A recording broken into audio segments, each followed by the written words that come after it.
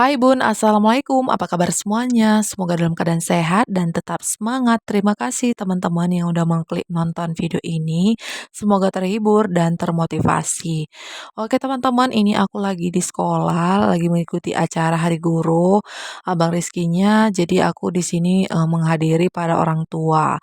Dan Abang Rizky di sini kelas 1 SD ya teman-teman. Dan kami sepakat sebagai orang tua untuk memberikan hadiah sebagai tanda jasa kepada guru yang sudah mendidik memberikan ilmu kepada anak-anak di sekolah ini. Dan di video kali ini sambil menikmati aktivitasku sebagai berumah tangga, aku mau sharing tentang gaya hidup minimalis, tentang tips hemat dan tentang keuangan. Tapi sebelumnya di sini aku akan memberikan pertanyaan ya teman-teman.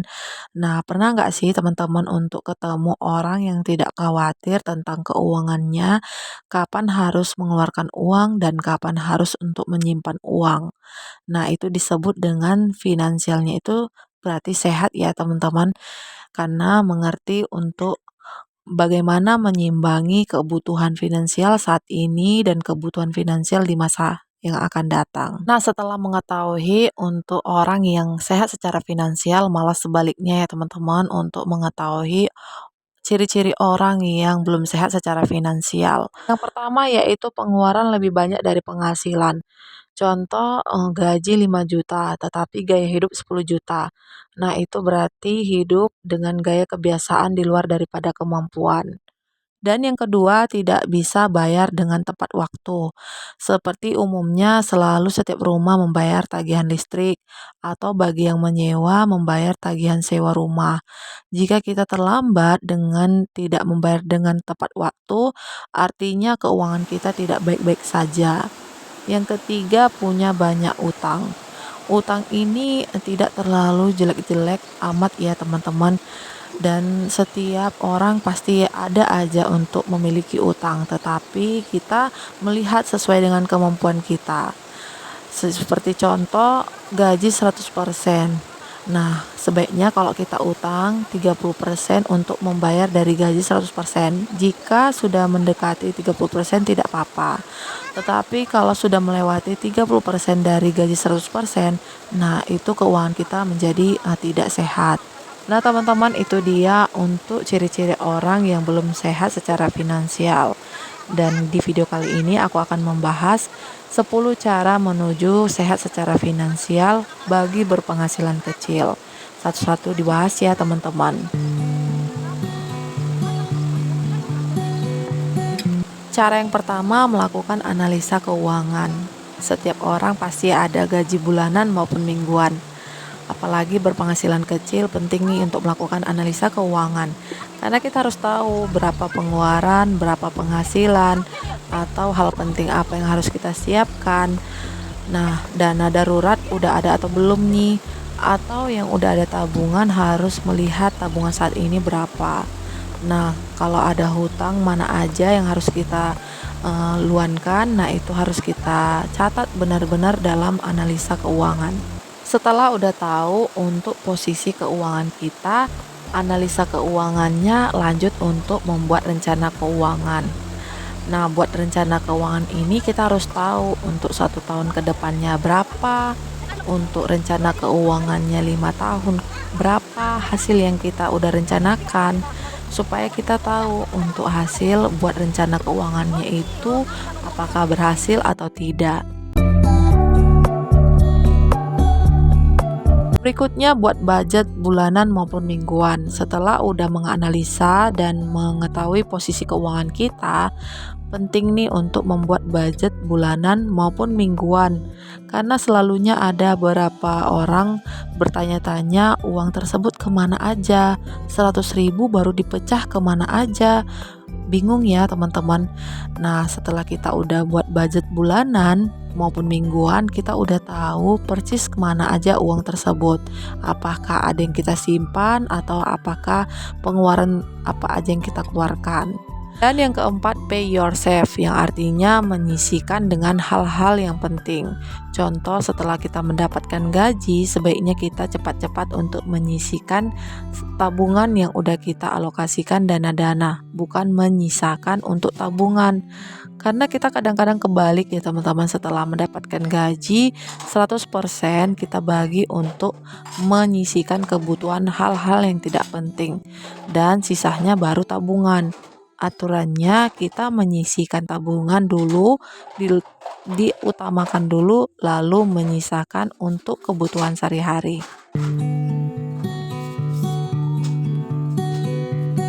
Berikutnya yang kelima, latihan hidup hemat. Dalam perjalanan untuk menuju finansial yang sehat dan kita harus lebih berhemat, ada beberapa yang harus kita korbankan setelah kita mengetahui hidup hemat. Hidup hemat ini bukan berarti pelit ya teman-teman, berbeda. Kalau pelit itu membuat kita sengsara, kalau hemat itu tidak membuat kita sengsara, tetapi kita tahu uang tersebut apakah benar-benar kita keluarkan untuk kebutuhan ataupun keinginan. Selanjutnya, hindari hutang yang tidak perlu. Nah, mungkin ada orang yang suka dengan barang dan rela untuk berhutang demi ingin memiliki barang tersebut. Padahal barang tersebut tidak penting.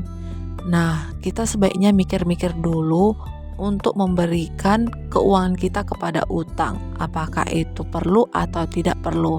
Karena sebenarnya hutang ini membuat kita beban hidup ya teman-teman. Kalau kita udah menciptakan hutang hanya dengan keinginan kita. Seperti yang udah aku bahas dari awal, untuk menciptakan utang itu bisa dilakukan, tetapi lihat sesuaikan dengan kemampuan kita. Apakah keuangan finansial kita itu sudah seimbang atau tidak. Nah, sebaiknya kita untuk menghindari hutang dengan hal-hal yang tidak perlu. Oh ya teman-teman, ini aktivitasku udah di dapur lagi. Tadi pertama-tama untuk menyuci dan membereskan rumah. Dan ini karena udah waktunya mau mendekati jam makan siang, Pak suaminya itu mau pulang makan siang, jadi aku harus menyediakan hidangan makanan di keluarga. Aku masak simpel aja ya teman-teman, cukup dengan menggunakan sambal luar, dan sayurnya sayur bening ya, yang aku pilih adalah sayur bayam. Nah, alhamdulillah ini sangat sederhana tetapi nikmat. Masih lanjut untuk membahas cara menuju sehat finansial berpenghasilan kecil. Berikutnya yaitu untuk membangun dana darurat. Dana darurat itu biasanya kita lakukan 3-6 bulan gaji ataupun pengeluaran yang harus kita simpan ya teman-teman. Dan itu punya pikiran kita anggap aja tidak ada ya. Memang sih hidup ini semua itu yang diatur sama yang di atas, tetapi sebaiknya kita sebagai manusia tentang keuangan harus juga kita lakukan, usahakan membangun dana darurat sebisa mungkin. Karena dana darurat itu penting ya teman-teman. Contoh nih, ketika kita ada hal-hal yang seperti di keluarga itu ada yang sakit atau ada hal-hal yang tidak kita inginkan. Nah, kita tidak pusing nih dengan biaya dana darurat yang udah kita miliki, yang udah kita bangun. Sebaiknya kita belajar membangun dana darurat mulai dari sekarang. Berikutnya, investasi leher ke atas, yang artinya setelah kita mendapatkan ilmu atau membeli ilmu, tidak harus pelit-pelit ya teman-teman, seperti membeli buku atau membeli podcast tentang keuangan. Apalagi zaman sekarang ini masih banyak yang belum mengerti tentang keuangan, karena kita harus tahu juga, apalagi untuk memberikan kita ilmu tentang keuangan itu terus belajar, karena belajar itu tidak ada kata stop. Belajar itu sampai seumur hidup ya teman-teman. Belajar apapun itu tentang keuangan, tentang hal-hal yang positif. Nah, sebaiknya kita lakukan dari sekarang, karena itu akan berguna di masa yang akan datang.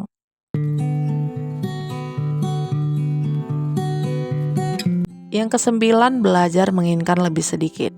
Di era zaman sekarang ini banyak iklan-iklan di TV, aplikasi-aplikasi, iklan-iklan yang tertuju mata kita ke barang-barang yang harus kita miliki. Apalagi memiliki barang lebih sedikit itu belajar itu tidak gampang ya teman-teman. Dan aku di sini juga masih untuk belajar menginginkan barang lebih sedikit. Karena zaman sekarang ini juga membuat kita tertarik untuk menginginkan dan gampang untuk mengeluarkan uang setelah kita udah tertuju, mata kita tertarik barang-barang yang harus kita miliki. Nah, sebaiknya untuk menginginkan barang lebih sedikit itu adalah hal yang penting harus kita belajar atau pelajarin. Dan yang terakhir, jangan lupa untuk menikmati hidup. Kita harus menikmati hidup dengan ajak makan bersama keluarga di luar, sesekali boleh ya teman-teman. Ajak jalan-jalan bersama teman-teman, ajak makan di luar bersama teman-teman juga ya. Dan menikmati hidup bersama keluarga tentunya kepada kedua orang tua. Nah, teman-teman, itu dia untuk beberapa cara menuju keuangan sehat finansial. Mudah-mudahan videoku ini bermanfaat untuk teman-teman. Semoga termotivasi. Aku akhiri sampai di sini dulu. Jangan lupa subscribe,